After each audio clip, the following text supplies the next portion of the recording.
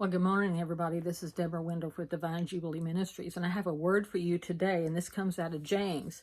This is James chapter 1, verses 5 through 8, and it's also out of the Passion Translation. So listen to this. This is part of what we were talking about last week about having confidence and not having unbelief mixed with faith. Listen to these words, 5 through 8. James, the Passion Translation. And if anyone longs to be wise, ask God for wisdom. There we go. If we need help with something, let's ask God for wisdom instead of just trudging out there and trying to do it on our own and messing up.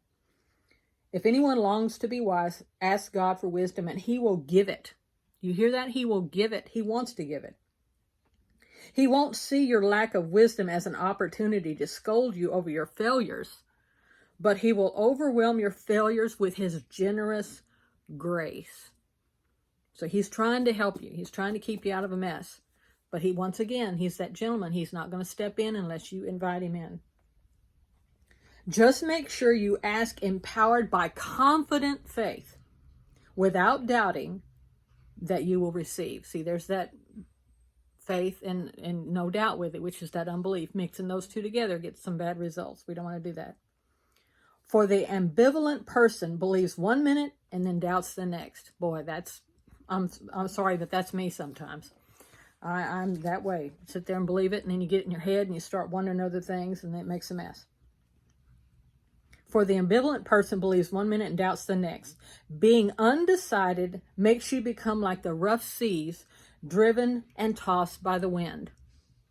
You're up 1 minute and tossed down the next. When you are half-hearted and wavering, it leaves you unstable. Can you really expect to receive anything from the Lord when you're in that condition? So just remember that you can't be in that condition. You can't be wavering back and forth. You need to receive and believe that God has a plan, and He loves you. He cares for you, and His desire is for you to always have what's best. So be encouraged today, and don't let that doubt jump in there and cause that mixture. That mixture doesn't work.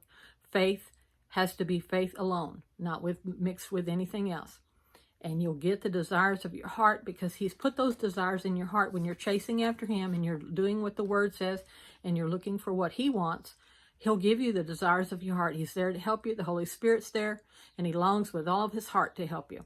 But He asks for you to reach for Him first and ask for Him to help you, because He has to have your permission to enter into your life. So be encouraged today that He loves you, and I'll see you next week.